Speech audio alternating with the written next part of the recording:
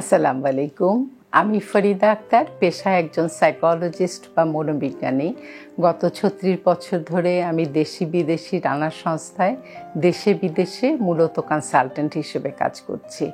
আমি এছাড়া কাউন্সিলিং এবং সাইকোথেরাপিও প্র্যাকটিস করি। আপনারা অনেকেই আমার সাথে যোগাযোগ করার চেষ্টা করছেন বা বলেছেন করতে চান। আমাকে সরাসরি ফোন করতে পারেন, স্ক্রিনে যে নাম্বারটি যাচ্ছে সেই নাম্বারে। আমি মুখেও নাম্বারটি আবার বলছি, 017209088383। আবার বলছি 017209088383। আমরা আজকে যে বিষয়টি নিয়ে কথা বলবো সেটি খুবই ইম্পর্ট্যান্ট। সেটি হলো আমরা আমাদের দাম্পত্য জীবনকে কিভাবে সুখের, শান্তির এবং নিশ্চিত করতে পারি। আমরা নর্মালি সবাই অনেক স্বপ্ন নিয়ে ঘর বাঁধি। আমাদের এই স্বপ্নের মধ্যে থাকে প্রত্যাশা আর ভালোবাসার দোলা। আমরা সবাই করতে চাই একটা শান্তির, ভালোবাসার, প্রশান্তির নীড়। কিন্তু অনেক পরিবারেই সেটা হয় না। অনেক পরিবারেই এই শান্তি এবং ভালোবাসার অভাব দেখা যায়। অনেক পরিবারে এই অশান্তি শুরু হয় সংসারের গোড়া থেকেই, নানা টানাপোড়েন শুরু হয়। আবার অনেক পরিবারে হয়তো পথ চলতে চলতে কোনো একটা মোড় থেকে শুরু হয় এই সমস্যা। কিন্তু এই সমস্যাটি আমাদের কারোই কাম্য নয়। আমাদের সবাই চাই একটা সুন্দর প্রশান্তির সংসার হোক। কিন্তু সেটি যখন হয় না, তখন স্বামী স্ত্রীও যেমন একটা অনিশ্চয়তার মধ্যে পড়েন, ভালোবাসার অভাব বোধ হয়, তেমনি দেখা যায় যে আবার সন্তানদের মধ্যেও এই সমস্যাটি দেখা যায়।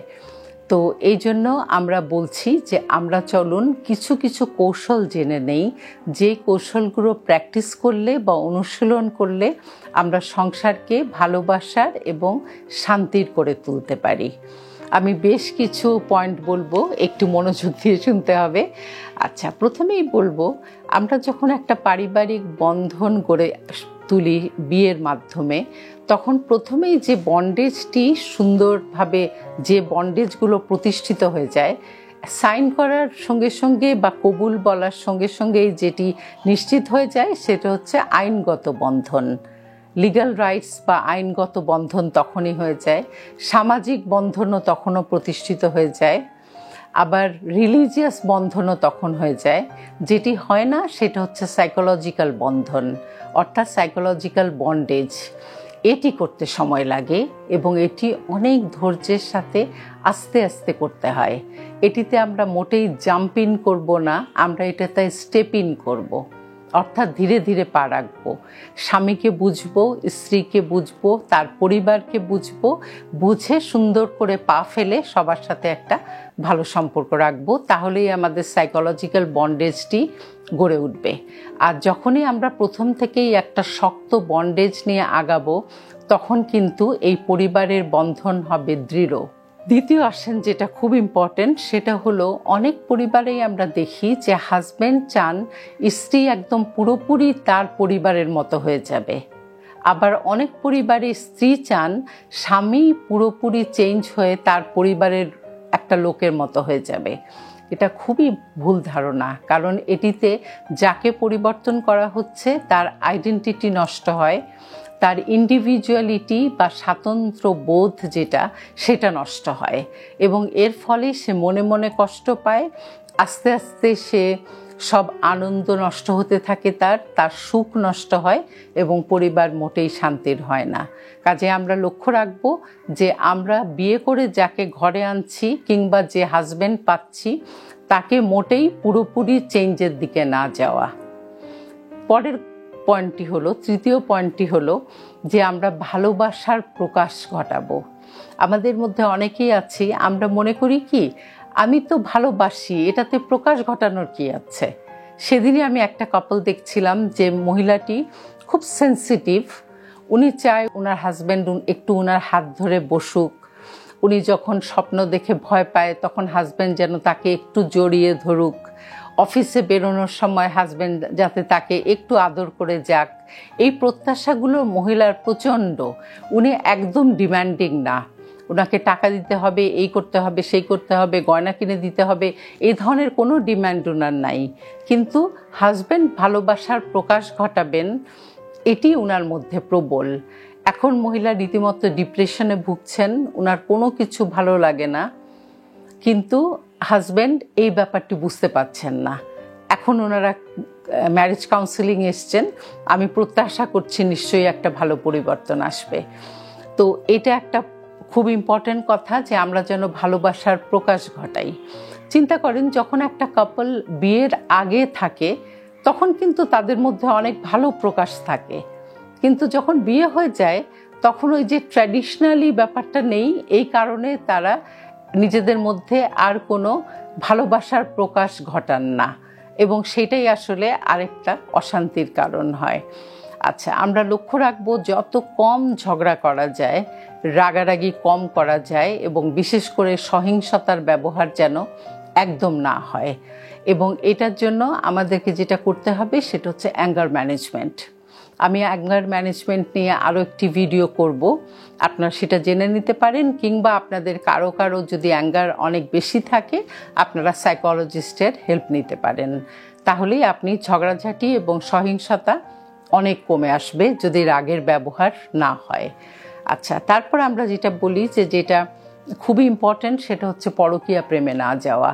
নিজেদের মধ্যে আপনাদের অশান্তি হচ্ছে বলেই পরকীয়া যেতে হবে সেটা কোনোই সমাধান নয়।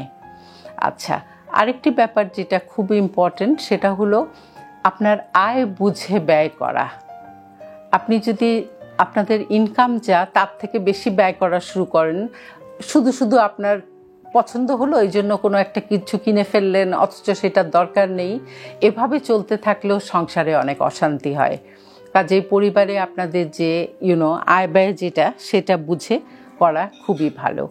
তারপরে একটা ইম্পর্ট্যান্ট ব্যাপার হলো যে পরিবারের কোনো সিদ্ধান্তের ব্যাপারে, ছেলে মেয়েদের ব্যাপারেই হোক বা অন্য কোনো ব্যাপারেই হোক, আপনারা সিদ্ধান্তটা একসাথে নেবেন। একজন সিদ্ধান্ত নেবেন আর আরেকজনের উপর চাপিয়ে দেবেন, তাহলেও কিন্তু সংসার সুখের হবে না। আরেকটি ব্যাপার হচ্ছে নিজেদের মধ্যে অনেক বেশি আলাপ আলোচনা করবেন। ফ্রি ফ্লো অফ ইনফরমেশন যেটাকে আমরা বলি, যে নিজেদের মধ্যে গল্পগুজব করা, নানা বিষয় নিয়ে আলাপ করা, এই যেসব প্রাসঙ্গিক বিষয় সেগুলো নিয়ে গল্প করা, এই ব্যাপারটা নিজেদের মধ্যে থাকতে হবে। তাহলে এটা আপনাদেরকে অনেক বেশি সুখ এনে দিবে।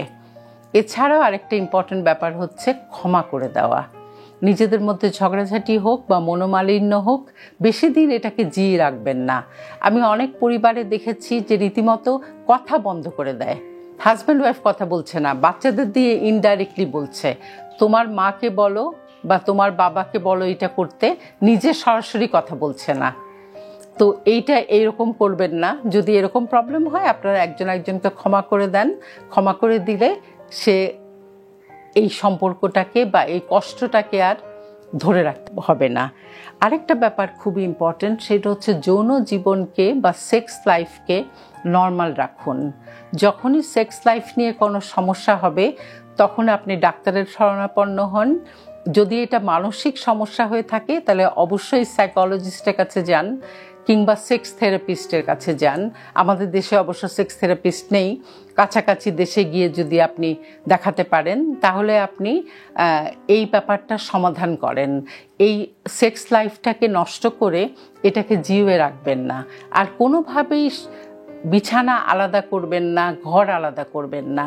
আমাদের মধ্যে অনেকেই আছে অল্প ঝগড়াঝাটি হওয়ার সঙ্গে সঙ্গেই তারা খাট আলাদা করে ফেলে, বিছানা আলাদা করে ফেলে কিংবা ঘর শুদ্ধাই আলাদা করে ফেলে।